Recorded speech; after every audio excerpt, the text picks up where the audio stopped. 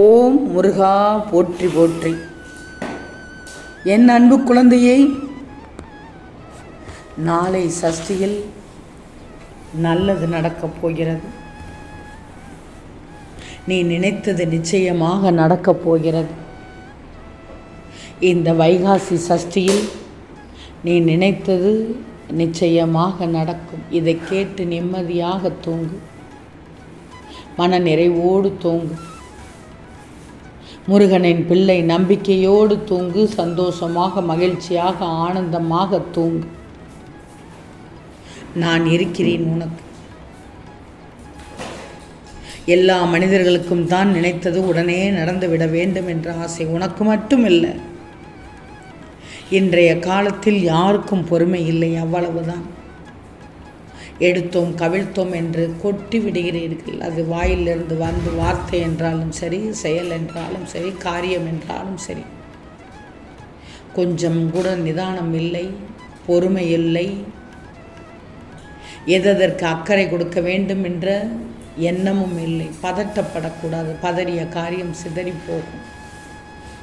பொறுமையாக யோசித்து, ஒரு தடவைக்கு 2 தடவை மேல் யோசித்து, அனைவரிடம் பேசி எந்த ஒரு காரியத்தையும் முடிக்க வேண்டும்.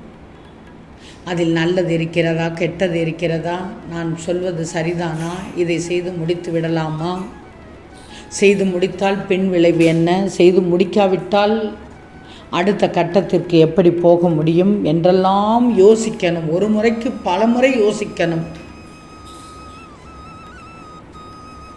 இந்த முருகனின் வார்த்தையில் நம்பிக்கை வை. தினம் தினம் ஒவ்வொரு புது பிரச்சனைகளோடு தான் வந்து கொண்டிருக்கிறாய். கொஞ்சம் யோசித்துப்பார். ஒவ்வொரு நாளும் அந்த புது புது பிரச்சனை உனக்கு படிப்பினைத்தான் தரும். அதனால்தான் உன் வாழ்க்கையில் நடக்கிறது. நான் நடத்தி காண்பித்து கொண்டிருக்கிறேன். அது உனக்கு மனதை பக்குவத்தை கொடுக்கும், உயர்வான பாதையை காண்பிக்கும். எழுந்து விடு. ஒரு முறை விழுந்தால் பரவாயில்லை, 2 முறை விழுந்தால் பரவாயில்லை. விழுந்து கொண்டே இருந்தால் என்ன செய்வது, விழுவதற்கு காரணம் என்ன என்று யோசிக்கணும். சளைத்து விடக்கூடாது. விழுவதை பற்றி கவலைப்பட்டால் எப்படி? உனக்கு தோல் தாங்கி கொடுக்கத்தான் இந்த திருச்செந்தூர் முருகன் இருக்கிறேன். நீ 100 முறை உடைந்து போனாலும் 1000 முறை இந்த முருகன் உன்னை உருவெடுக்க செய்து விடுவேன். இந்த நேரத்தில் நான் ஒன்று சொல்கிறேன் கேள். எந்த ஒரு செயலை செய்தாலும் சொந்த காலில் நின்று பழகணும். நான் சொல்வதை யோசிச்சுக்கோ. உன் வேலையை செய். அதன் பலன் உனக்கு தானாகவே வந்து கிடைக்கும். பிறப்பது ஒரே ஒரு முறை. அந்த பிறந்ததும் அடுத்தடுத்த கட்டத்திற்கு செல்லும்போது, உன் வாழ்க்கை வாழும்போதும் ஒரே ஒரு முறை தான் வாழ முடியும்.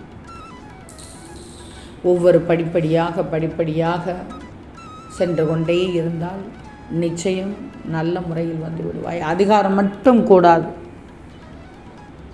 அது உன் கூட பிறந்தவர்களாகட்டும், உன் சொந்த பந்தங்களாகட்டும், நட்புகளாகட்டும், அக்கம் பக்கத்தினராகட்டும், ஏன் உன் குடும்ப உறவுகளே ஆகட்டும், அதிகாரம் கூடாது.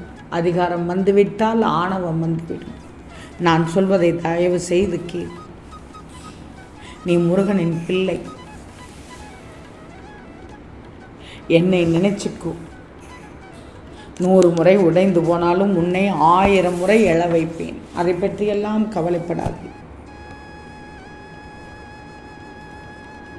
குறுகிய காலத்திற்கு வந்து போகும் இடம்தான் இந்த உலகம். இங்கு என்ன கிடைத்தாலும் கிடைக்கும் போது எடுத்துக்கொண்டு போக முடியாது. பெற்றதெல்லாம் விட்டு போவதற்கே என்று நிலை இருக்கும்போது என்ன கிடைத்தால் என்ன, எவ்வளவு கிடைத்தால் என்ன, வெறும் கையோடு உனக்கு கிடைத்ததெல்லாம் லாபம் தானே. பெறுவது குறைவாக இருந்தால் இழப்பதும் குறைவாகத்தான் இருக்கும். அதனால் இருப்பதில், கிடைத்ததில் திருப்தியாக இரு. நான் சொல்வது புரிகிறது தானே? இந்த திருச்செந்தூர் முருகனை நினைச்சுக்கோ. சகலமும் கிட்ட செய்து விடுவி. எந்த சூழ்நிலையிலும் தப்பிக்க முயற்சிக்கக்கூடாது. தப்பிக்க முயற்சித்தால் அவற்றின் கடினம் அதிகமாகிவிடும். நீ அதை எதிர்கொள்ள துணிந்தால் சூழ்நிலைகள் பணிந்து சாதகமாக மாறிவிடும். நான் சொல்வதை கேட்டால் நிச்சயம் நீ எதிர்பார்த்தது கிடைக்கும். நீ மனதில் நினைத்த காரியம் நடக்கும். உன்னுடைய பாதையில் திடமாக இரு. கூட்டு சேர்ந்து செய்ய முயற்சிக்காதே. உன்னுடைய உழைப்பு வீணாகிவிடும். நான் சொல்வதை திரும்ப ஒரு முறை கேட்டுவிட்டு நிம்மதியாக தூங்கு. நாளை காலை உனக்கான விடியல். அருமையான வைகாசி சஷ்டி.